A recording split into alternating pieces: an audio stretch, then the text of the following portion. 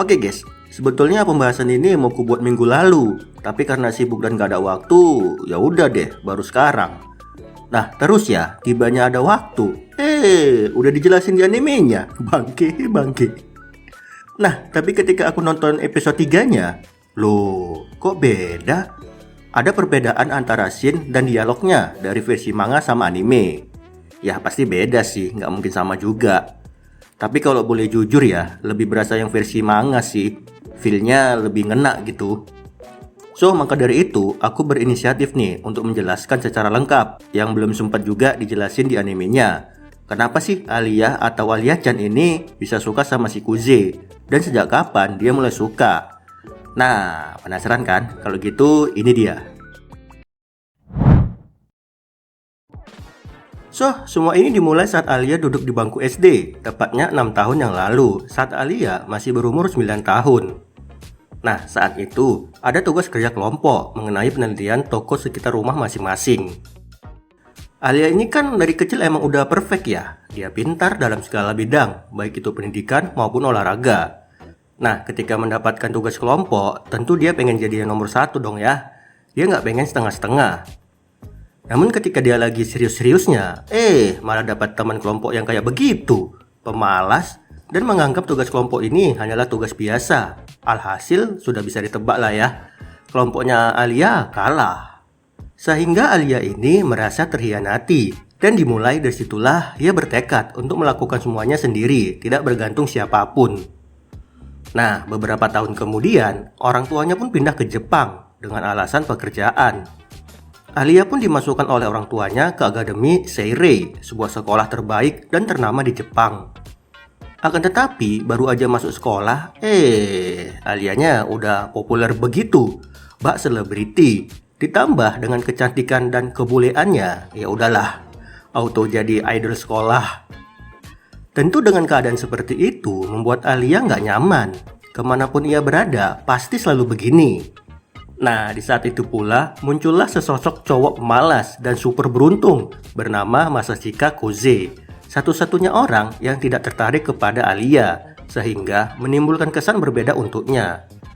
Namun seiring berjalannya waktu, ketertarikannya terhadap Kuze mulai menghilang. Lantaran sikapnya si Kuze yang pemalas dan teledor membuatnya berpikir, ya elah, cowok kayak gini mah di mana-mana banyak. Kenapa gua sempat tertarik ya? Nah, singkat cerita, pada bulan September diadakanlah festival sekolah dan kelasnya Alia sepakat untuk membuat rumah hantu. Alia mendapat job membuat kostum, sedangkan Kuze gak tahu guys, gak dijelasin. Ya intinya setiap siswa dapat job desknya masing-masing lah ya. Nah, 1 minggu kemudian semangat teman-temannya untuk membuat acara ini semakin loyo. Ada yang bilang kayak begini, kapan sih siapnya? Pulang aja yuk. Terus juga ada yang bilang kayak begini, siapa yang buat ini? Tanggung jawab woi. Yang intinya pada sibuk urusan masing-masing, gak kompak sama sekali. Sehingga membuat Alia ini teringat akan masa lalu, di mana ketika ia mulai serius, teman-temannya malah kayak begitu. Ia pun merasa galau, kenapa sih selalu aja begini? Nah, di saat kesedihannya itu, muncullah sang hero kita semua guys, yaitu Masashika Koze, yang memberikan secercah harapan dan semangat kepada Alia, yang tentunya dengan bacot no jutsu. Koze berkata, ini bukan sesuatu yang dapat kau hadapi sendiri Alia. Ketika itu langsung deh, nyes, undang-undang Alianya langsung kelar semua. Bla bla bla bla bla bla bla bla bla bla. Ya, pokoknya begitulah ya. Marah-marah dia. Tapi dengan santai dijawab si Koze, festival sekolah itu bukan sesuatu yang bisa kau hadapi sendiri, tapi sesuatu yang kita hadapi bersama. Nih lihat, aku juga sudah meminta izin untuk meminjam kelas. Dan aku sudah minta izin juga kepada klub kerajinan untuk membantu membuatkan kostum. Aku tahu kau sudah berjuang, jadi pulanglah, jangan memaksakan diri. Lalu setelah itu tersentaklah hati Alia ini. Jep, kenapa sih ini orang? Aneh banget. Tapi terima kasih. Kemudian hari festival pun telah tiba dan singkat cerita kelas hantu mereka menjadi yang terpopuler di sekolah. Nah, malam harinya diadakanlah pesta perayaan yang semacam pesta dansa gitulah ya. Ada musiknya, ada penarinya juga. Nah saat itu Kuze lagi duduk sendirian di tangga. Lalu disamperinlah sama si Alia dan mereka pun mulai ngobrol. Isi obrolan ini nggak usah dibahas lah ya. Kalian tonton aja di animenya yang kurang lebih sama kok. Sama versi manganya. Nah yang membedakan itu ketika Alianya ditarik menjauh sama Kuze. Dimana kalau yang versi animenya kan begitu aja. Ditarik langsung udahan. Nah sedangkan versi manga mereka Alia dan Kuze masih sempat dansa bareng. Terus ya udah, dansa deh mereka yang membuat orang di sekitar terkagum-kagum. Wow, keren banget ya. Siapa sih mereka? Oh, Putri Alia. Terus cowoknya siapa?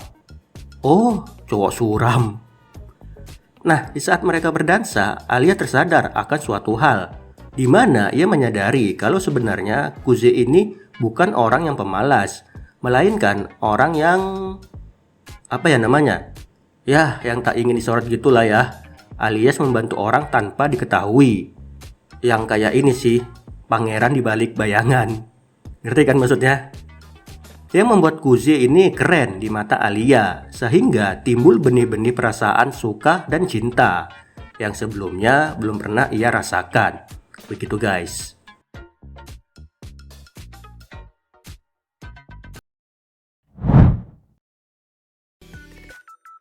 So guys, begitulah tadi pembahasan singkat mengenai kenapa Alia suka sama si Kuze dan sejak kapan ia menyukainya. Nah kalau gitu terima kasih nih buat teman-teman yang sudah menonton dan akhir kata bye guys.